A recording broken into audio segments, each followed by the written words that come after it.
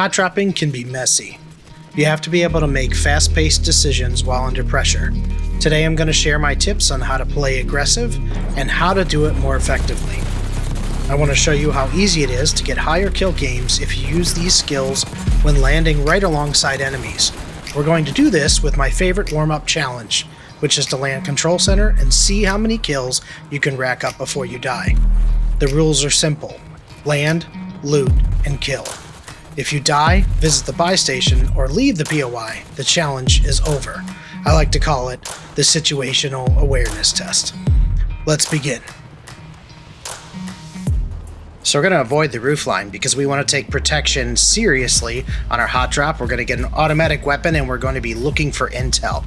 We're hearing gunshots.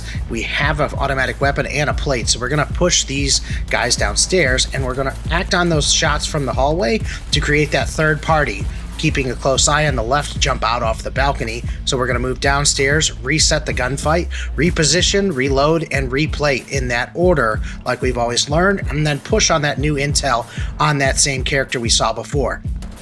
Catching them off guard behind the door gives us the ability now to check that mini map and see those fresh dots. Again, reposition, reload, and replate. We want to make sure that we're set up for the unexpected corner camper.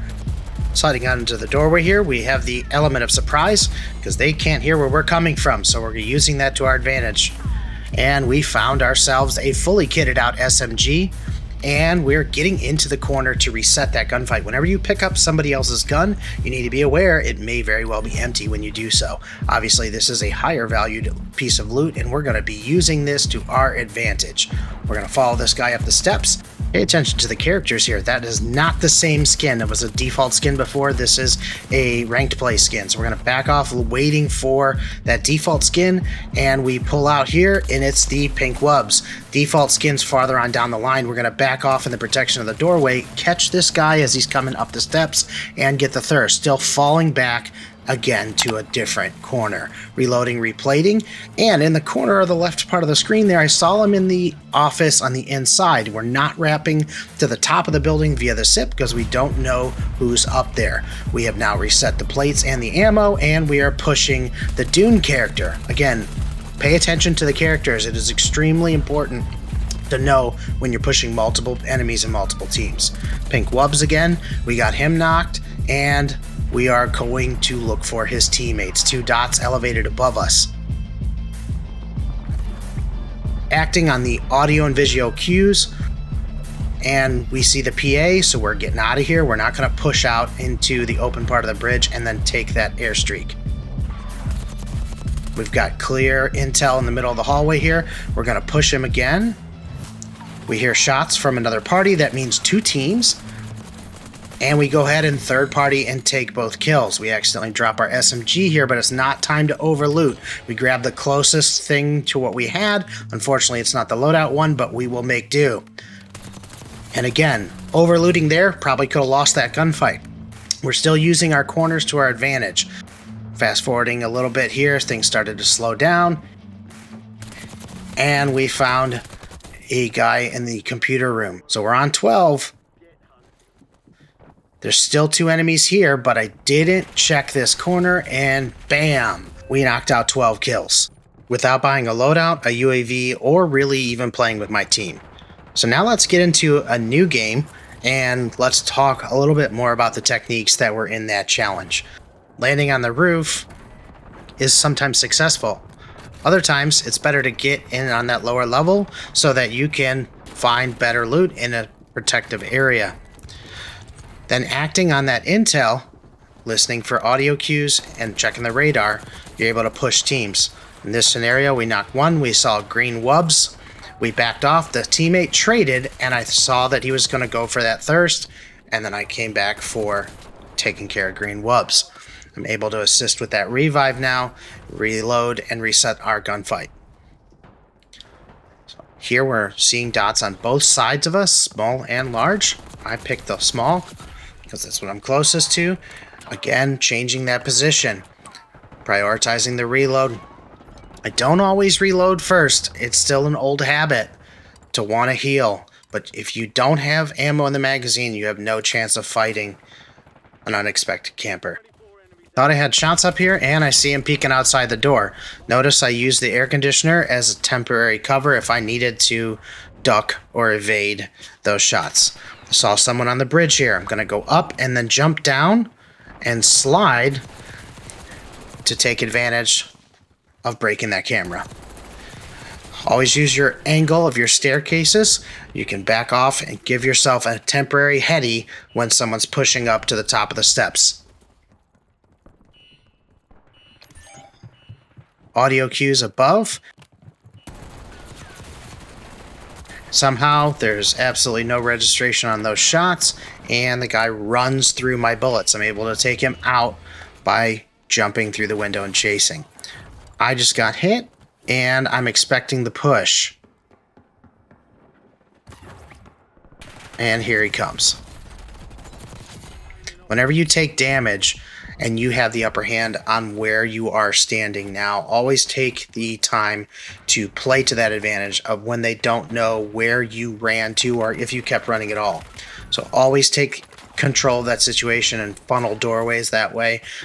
People will chase, and it is extremely high IQ to turn around and just chow it, especially if you're not where they're expecting you to stand. We're still not able to get our loadout. These guys have pushed outside of control. We've continued the same fight, taking one for one, and now we're starting to find our groove with somebody else's loot that we found on the ground.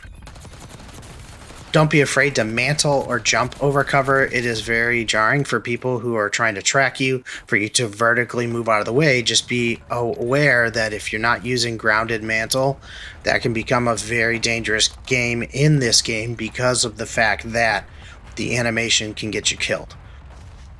I've been playing with grounded mantle on for quite a while now, and it's a 50-50. Sometimes it gets me killed, sometimes it helps me outsmart. So use that in your arsenal if you're kind of curious about changing things up a little bit.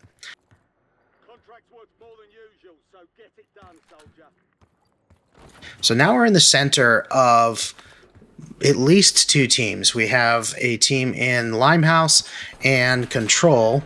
We also have a team that's ready to rotate, likely out of Lighthouse.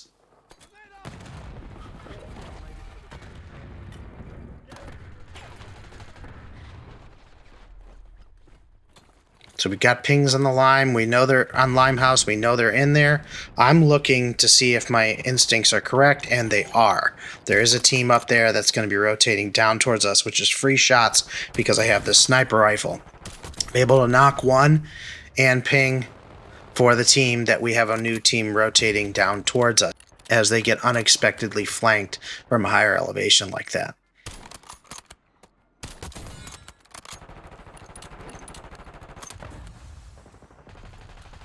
Trying to hold the line as they come in from Control. I see the circle slide, and we are in the superior positioning for that.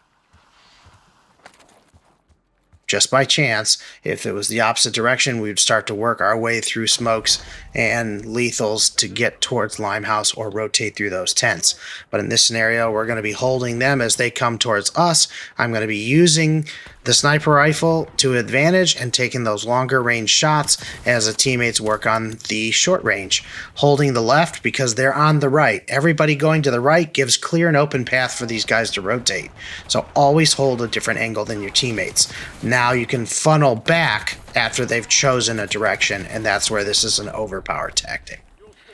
So I'm seeing two teammates out, and we have a flying behind. That was the buy-in from Minimart over there before, and he gets knocked in the gas, and we go ahead for a side step to activate that rotational aim assist.